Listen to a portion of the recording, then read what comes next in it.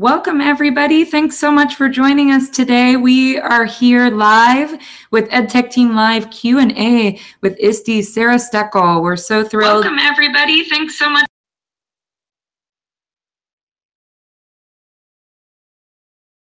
And I think our audio is working fantastic, and you all should be watching on our YouTube page right now in the back channel. So thanks for joining us today. I see a lot of familiar webinar faces out there. So thanks for joining us in this summer or this autumn or whatever part of the world you're in today. I know we have an international crowd with us. This will be archived on this very YouTube page. So if you have to go, if you want to share this with a colleague, please bookmark this YouTube page, and we will also send a reminder for the archive later. Without further ado, I want to introduce, first of all, you guys. So go ahead and introduce yourselves in the back channel. Let us know where you're from, what you currently teach, and your Twitter handle if you'd like to connect. EdTechTeam webinars are always a great place for personal learning network growth and connecting with each other, particularly today around the ISTE standards. So if there's anyone who's working in a similar grade level to you, you can continue the conversation after today. And of course, on the ISTE 17 hashtags, at ISTE Connects, and at EdTechTeam or hashtag EdTechTeam. And we're always happy to help keep your networks growing. I would like to introduce our two guests today. We have Sarah Steckel joining us from lovely Eugene, Oregon, who is the Senior Project Manager at ISTE and works on projects like ISTE Standards. Welcome, Sarah. Would you like to say a hello to our back channel today? Yeah, hi everybody. I'm excited to talk to you and take some questions, and thanks to Wendy and EdTechTeam for putting this together. Totally. Thanks, Sarah. Great. And then Gail Moore, we have joining us from Vancouver Public Schools in Vancouver, Washington. Hey, Gail, did you want to give a brief hello to our community today? Hi, I'm glad to be here. Excited to continue this learning. I'm an instructional technology facilitator with Vancouver Public Schools and excited to be here. Thanks, Gail. Gail will also be on the back channel as well as you all connect. If you have any questions, I know quite a few of you threw some questions in when you registered today, so we will be sharing those questions, seeing what Sarah's ideas are around them, and also what your own ideas are around them. We have a great group watching us today, so hopefully we can also share what we're doing at our schools and in our classrooms to integrate ISTE standards for educators today. Fantastic. Thanks, Gail. Thanks, Sarah. And let's take a look really quickly at schools and in our classrooms, our back channel. And we've got, it looks like we've got folks from Wisconsin today. Hey, Megan from Hesperia.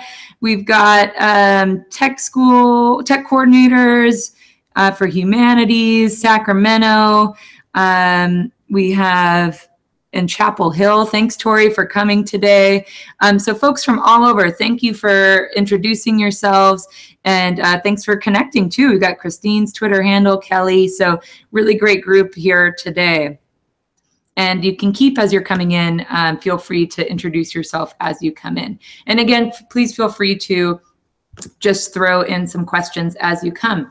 So we'll get started before we dive into some of the great questions about integrating and specific use cases of the standards.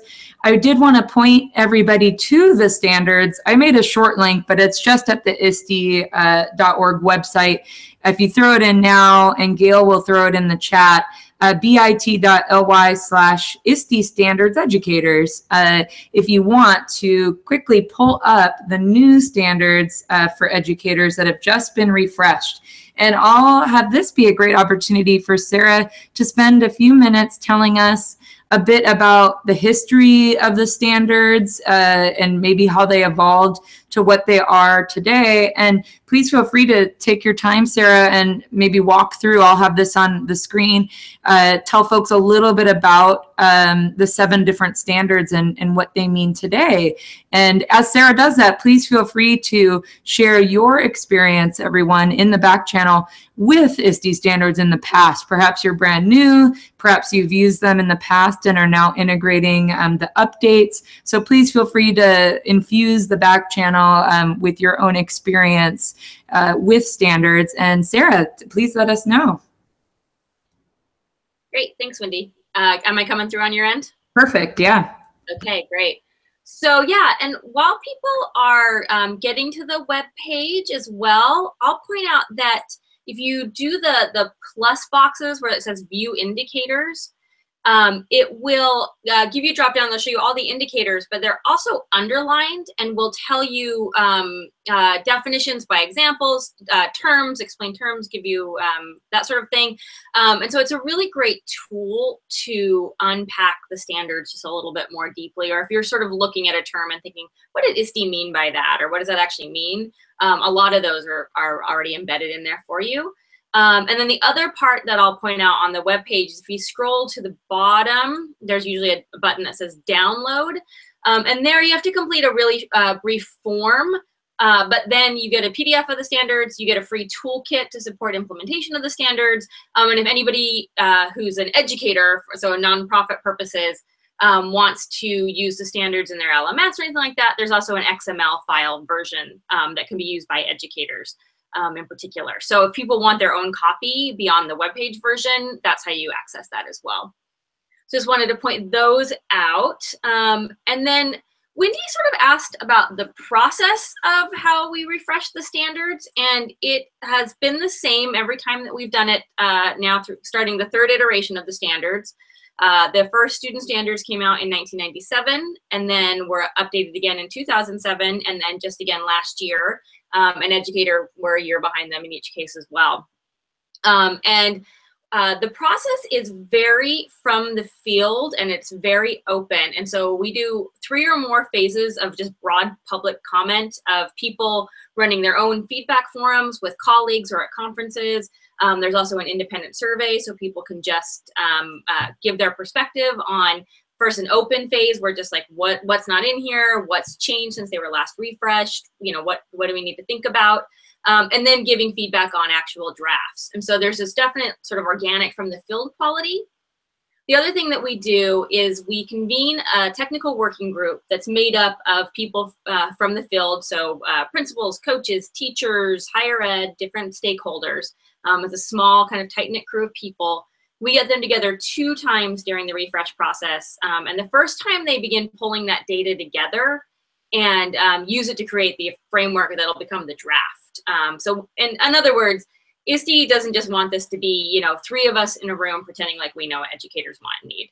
And so we really try to go out to the field and get that perspective. And so those people pull together the core framework. And then in round 2, they also gather the data and begin thinking about what resources would be useful for people to implement and adopt the standards. And then we have a writing team that really sort of has to bring all of it together and you know, where the rubber hits the road and put pen to paper and get it done. So that's sort of the process that we go through. And then there's some key shifts in these standards as compared to the last iteration of them. One is the name change, one of the biggest ones. Previously, they were the ISTE standards for teachers, but now they're the ISTE standards for educators. And there were a couple different reasons for that shift.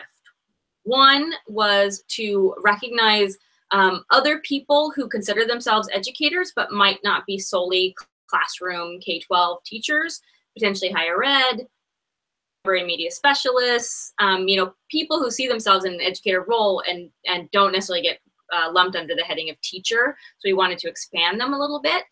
But the other part, and this goes to another thing I'll mention shortly, is recognizing educators as professionals who have been trained and continue to train and deserve that respect, and sort of putting that line in the stand that this is a profession. And that was another reason for the name shift in particular. And then the other thing, which you can't really tell from the website version, but you can tell from the PDF version and some of the other support materials we've made, we've bucketed the new standards by 2 categories. The first one covers standards 1 through 3, and that's the empowered professional categories. And then 4 through 7, we call the learning catalyst categories. And these really make evident sort of the first 3 are the leadership and other professional competencies that educators have in their roles that go beyond just classroom teaching.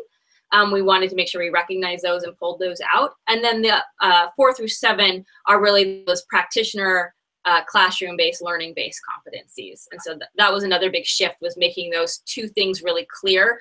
The 2008 teacher standards have them kind of embedded throughout. And this way we wanted to pull them out and make them a little bit more overt. The other thing that we had to take into mind with these ones was that we had just released new student standards. And so these needed to operationalize those student standards and reflect them in their implementation, but we ultimately made the decision to not mirror them exactly. So if you look at the student standards, the titles will be different in a lot of cases because it wasn't a one-to-one correspondence. We played with trying to make it a one-to-one, and it just didn't work. It never felt quite organic. So. But especially those 4 to 7 have to still operationalize the student standards.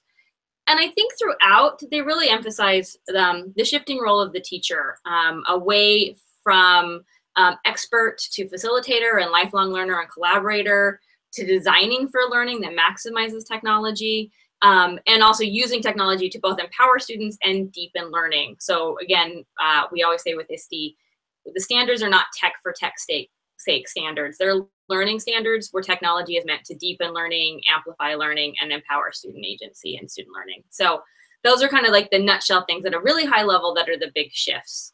The other thing that shifted between the student and the teacher standards, you'll see in both of them, was that standard names are now these sort of persona titles: collaborator, facilitator, and that sort of notion of who do you want to be as an educator, who should students be, who can students be. There's that kind of a shift too in that persona level.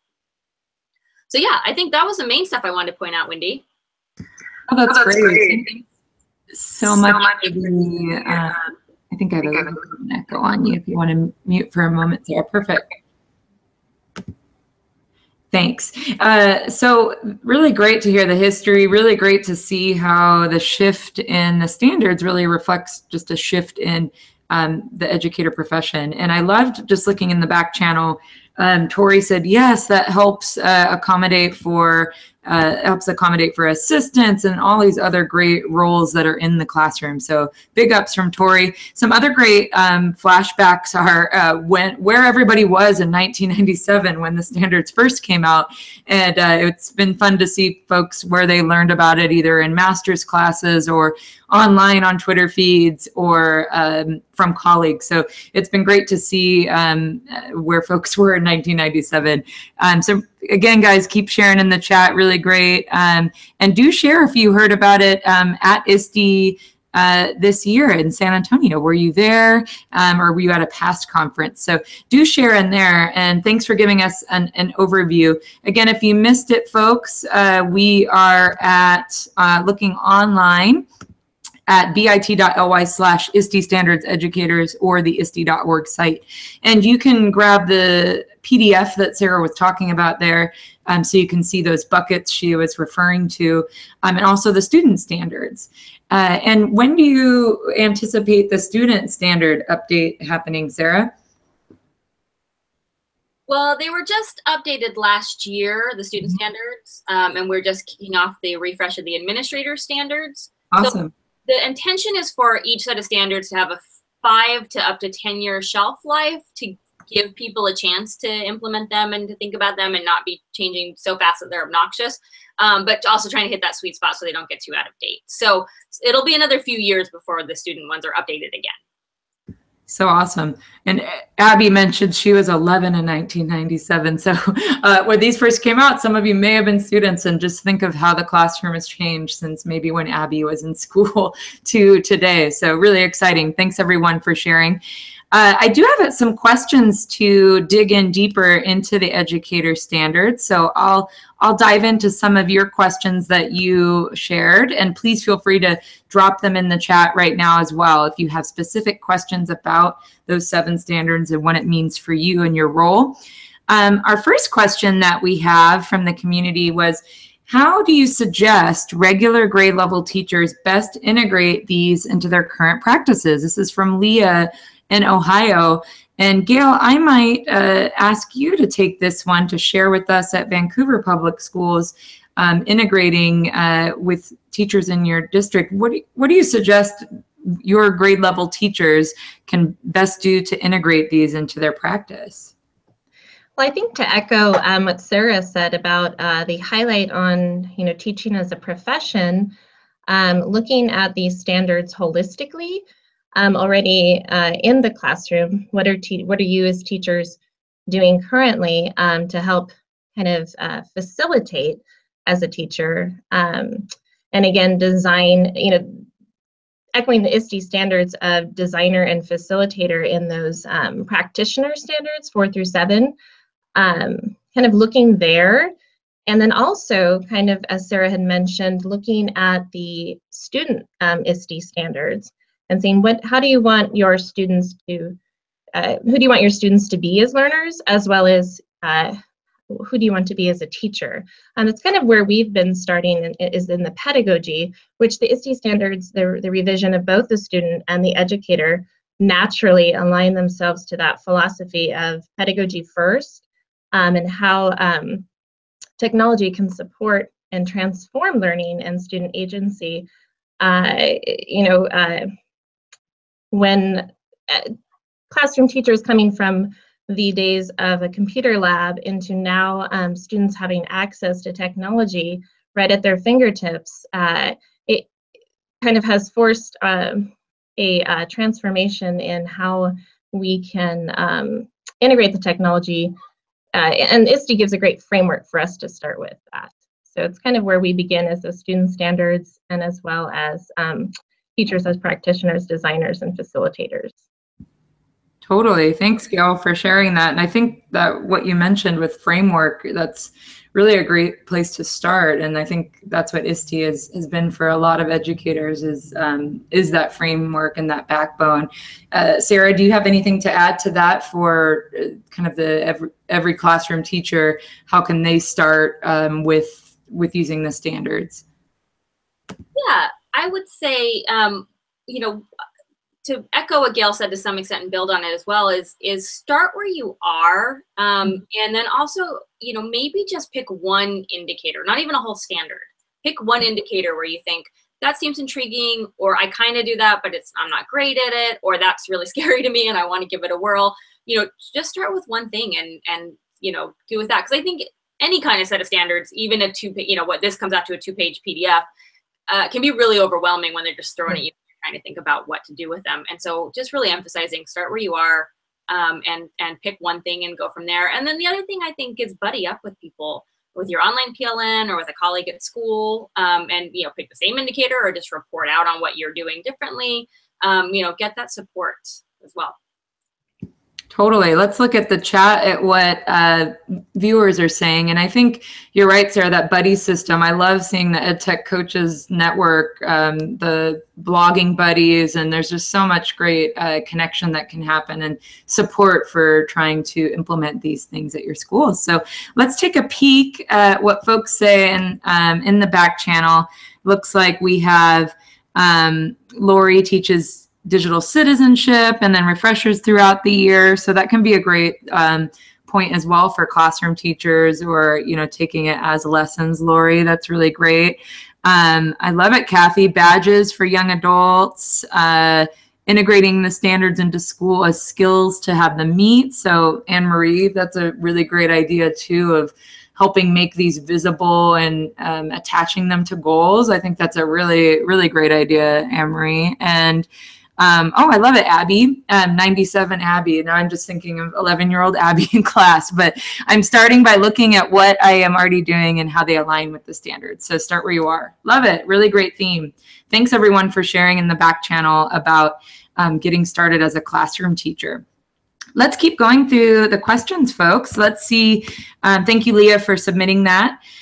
Carol from Oklahoma has asked Sarah how to implement with the state standards. So I'm sure you probably get that a lot. And I know that everyone who's watching likely has state standards or, countrywide or even international wide with something like PISA.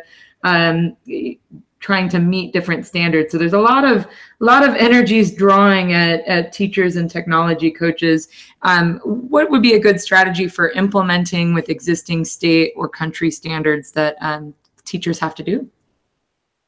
Yeah, so especially with the new iterations of the student and teacher standards, we tried to be really conscientious about how these could span content areas and could align with other sets of standards or be, you know, analog to them. And so, I mean, that was always true, but we were really conscious about that when we did the new student standards and now the educator standards. And so I think they're a natural fit. And I think one way to do is to think about it not as one more thing that you have to wedge into a spreadsheet, although I know the tech coordinators are out there are saying, but I need to wedge them into a spreadsheet. And there are good examples online actually of people starting to do that work that you can find and stuff like that. But the other thing is start with your content area, start with the learning, and then use the standards as like as Gail said, a framework for how you deepen that learning with technology, rather than I have to teach all these state standards and also wedge in iPads or Google or anything else like that. So think of them as a support to deepen your learning rather than one more thing that you have to do. Great point, Sarah. That's awesome. And looking at the chat as well, folks sharing some great examples of using it and changing it as well over the time. So if you have any examples of using state standards, feel free to add that on into the chat. But I think Sarah's given us a good point that goes along with the whole theme of today, which is starting where you are and building upon that rather than feeling that weight of more things you might have to do. So really great points. Let's check out our next question as we roll along. We do have from Ronan in Ethiopia today has asked, could you please break down the innovative designer standard and give examples for tools and activities for substandards? So I know we don't have too much time left, but if you might want to take one example and maybe that would help everyone visualize what one specific standard like this one might look like in practice. Yes, and I'll just note that I didn't have these questions ahead of time. So, which is great. It's just like a good one to throw at someone cold.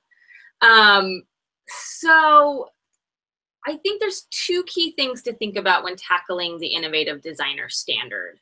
One, and if anyone who wants to, or I don't know if it's a way to put it in the chat, it's ISTE.org/standards for students will get you to the student standards page, which this one is referring to in particular.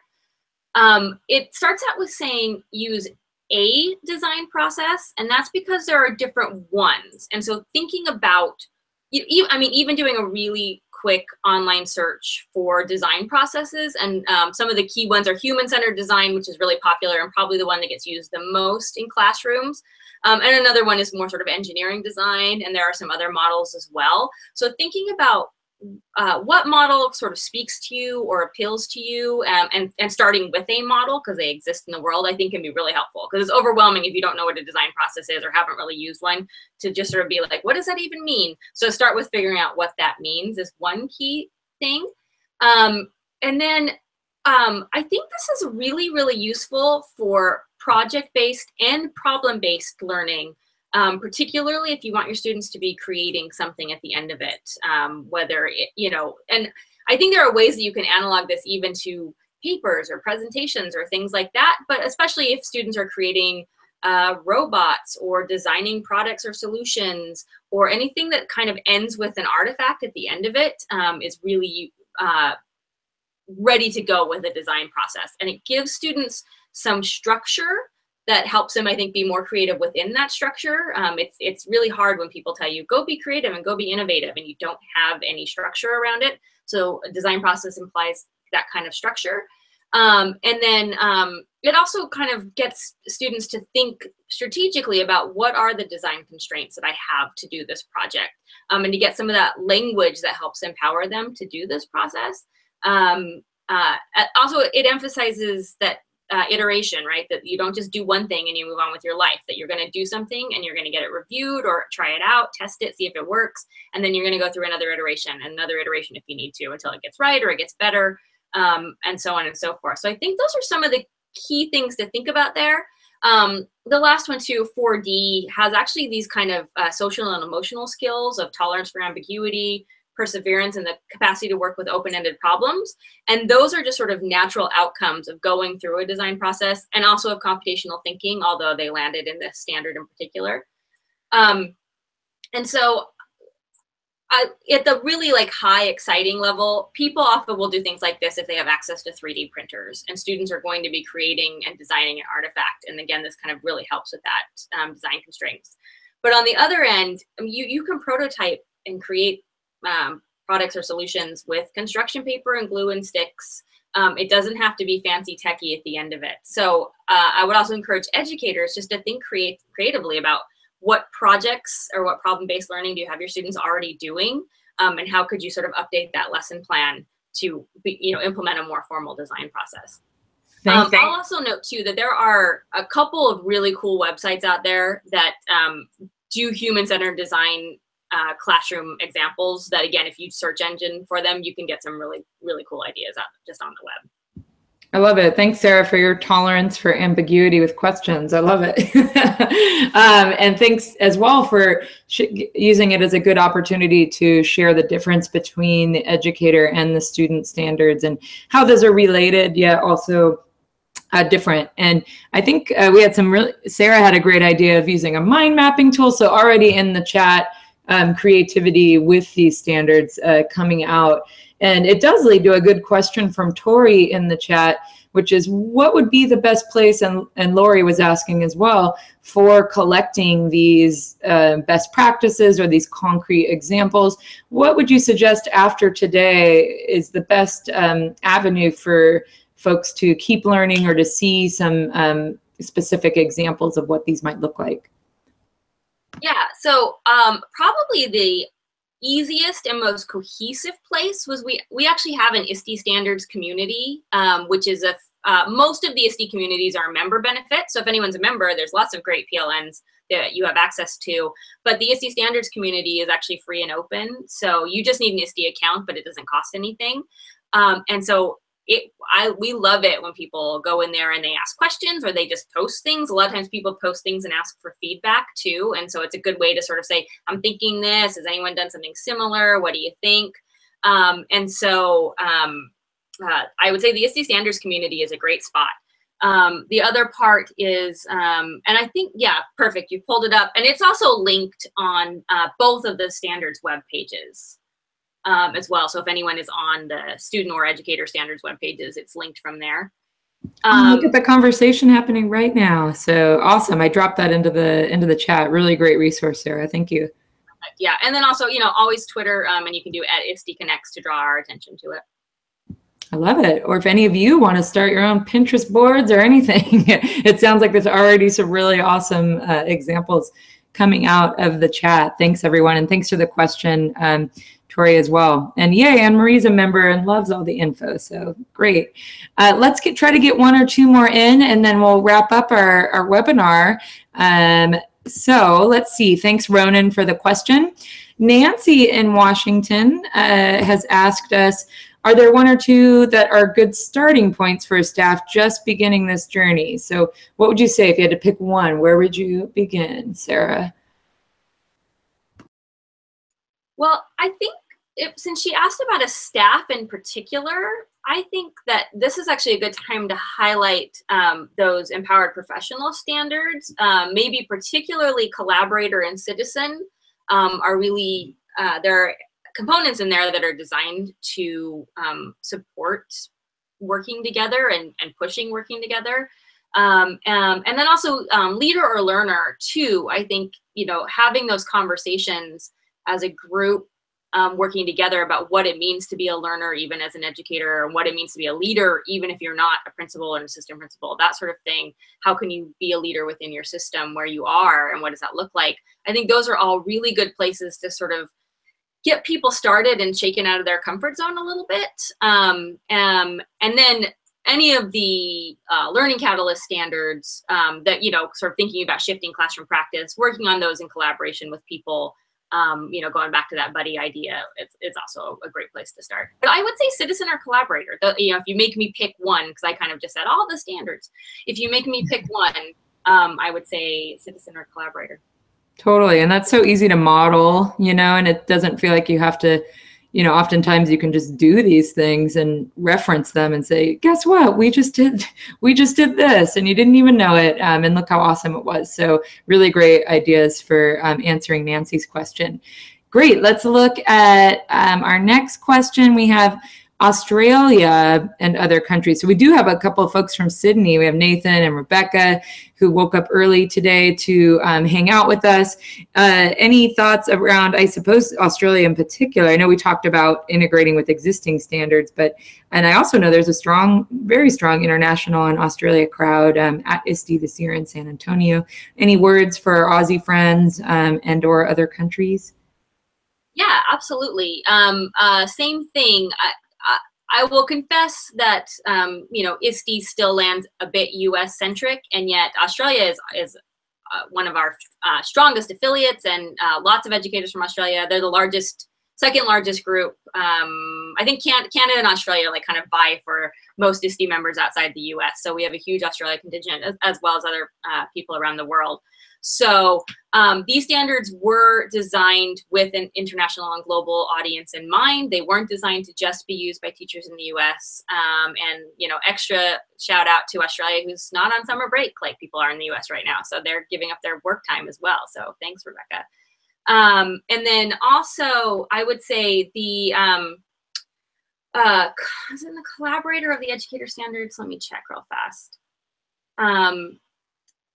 Or maybe, anyway, the student standards, not to get too in the weeds, you know, global collaborator is one of the student standards. And I think that really pushes educators around the world to think about how they can reach out beyond their classroom. And digital tools really enable things like this, right? Where people are just communicating across time zones, across the world, and thinking about how you can get your kids doing that as well, and or collaborating with colleagues around the world and thinking about what their systems are like and how you can bring that there and how you can trade ideas. I think that, you know, factors into the educator standards as well, because these are sort of the foundation for them as well. So I hope that answered the question. I think so. And I think Rebecca said, you know, for a good example for New South Wales, if you don't have current standards, this is a great place to start, no matter where you are. So love it. Thanks. Thanks for the shout out. Let's see if we can squeeze in one more. I think we have one more from Sarah in New York, who's recently moved to a district where all students have Chromebooks, a major change from 4 desktops. I love the idea, but there are so many ideas to start with. It's overwhelming. How to ease in. I think we talked a bit about starting where you're coming from, but perhaps Sarah's example in New York could be more of that, you know, being faced with something like a complete overhaul of your infrastructure and major levels of change at your school or district. Any words of advice for someone about entering a period of change like this, other than, I think we already shared start where you are, but any thoughts about transitioning in large changes like this? Yeah, I would say, I think I've seen this lots of times where people are either using the one-to-one devices, but that's because they moved all their worksheets to one-to-one devices, or they just post documents online instead of doing handouts. So it's you know, people are familiar with the SAMR model, right? It's substitution level kind of work. And so the devices are getting used, but they're not getting used in any way that's really transforming anything. And then the other is that they're existing in the classroom, but they're not being used because it is overwhelming to think about what you're going to do and how to use these things, and you got to find apps and you got to find resources and all that kind of stuff. And it just, who has the time, right?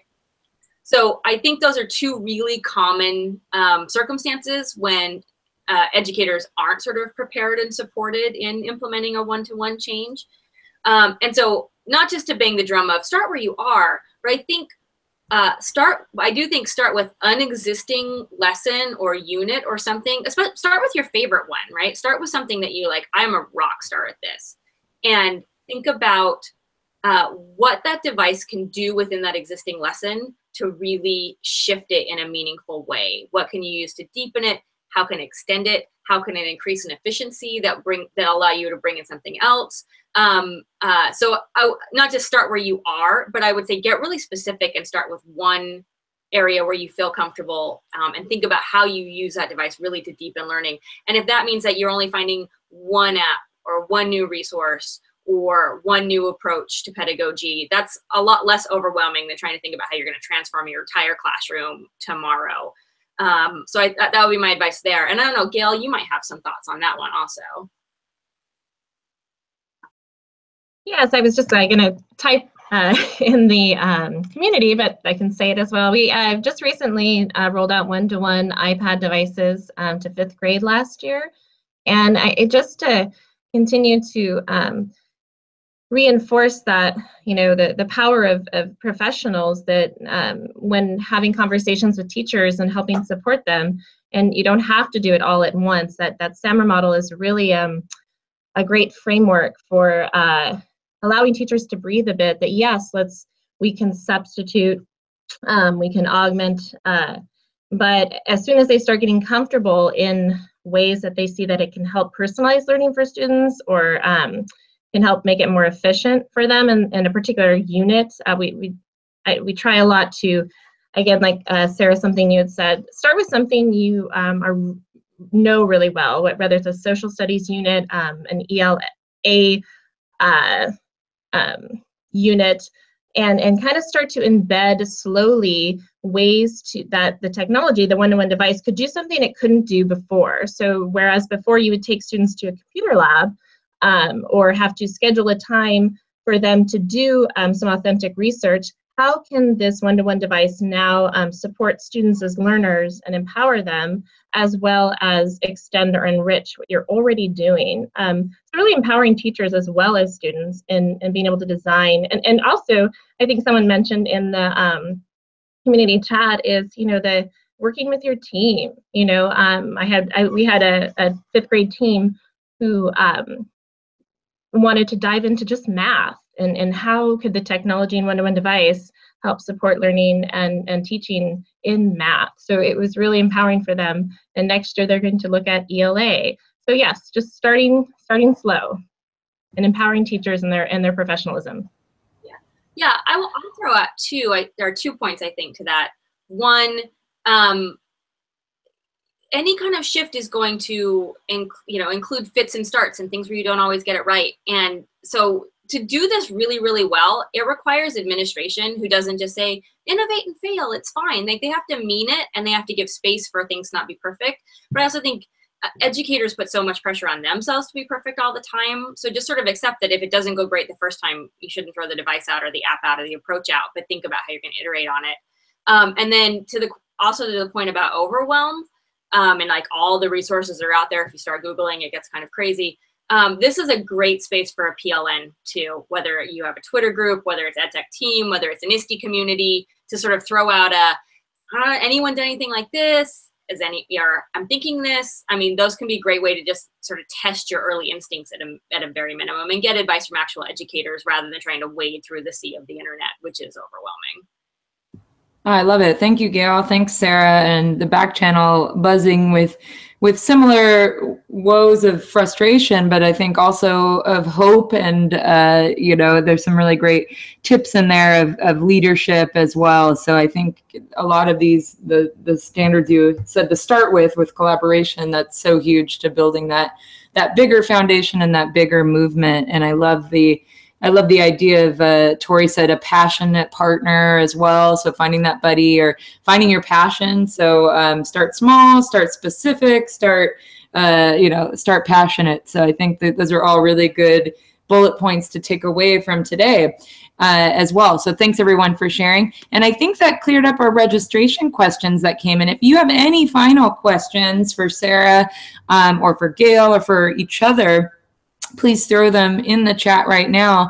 But I did want to give a huge thanks to Sarah for joining us from Eugene, Gail from joining us from Vancouver, Washington, and all of you for taking time, as Sarah mentioned, out of your days, out of your vacation to to do this for your students. This is huge. And if you did just happen upon the standards today, like a couple of you shared in the chat, this is a great place to start and a great foundation. And we hope you keep learning with us.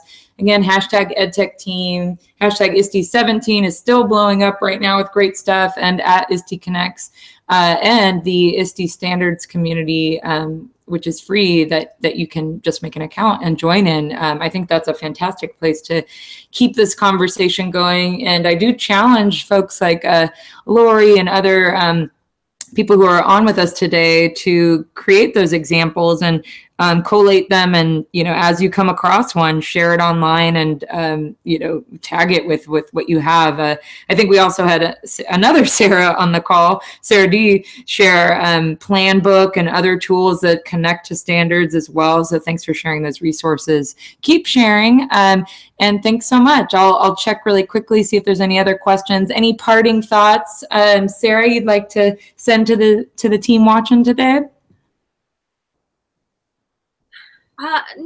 Nothing huge. Just say thank you so much. And ISTE loves hearing your ideas. ISTE loves hearing what you need. We can only do so much, but we really want to support educators and empower educators. So also don't feel like you have to ask for permission to use the standards or anything like that. We really want people out there using them and sharing their work with each other. So feel free to be empowered yourselves. Awesome. Thanks so much, Sarah. Thanks, Gail. And thanks, as we'll leave this thought with Abby saying it's great to have a place to talk about lessons that flop. So this can always be your flop community as well. It thanks 11-year-old Abby. We'll wait for your Twitter handle for that. Thanks, everybody. We'll see you online. And thanks again for joining us, Sarah and Gail. Have a great night and day wherever you are today.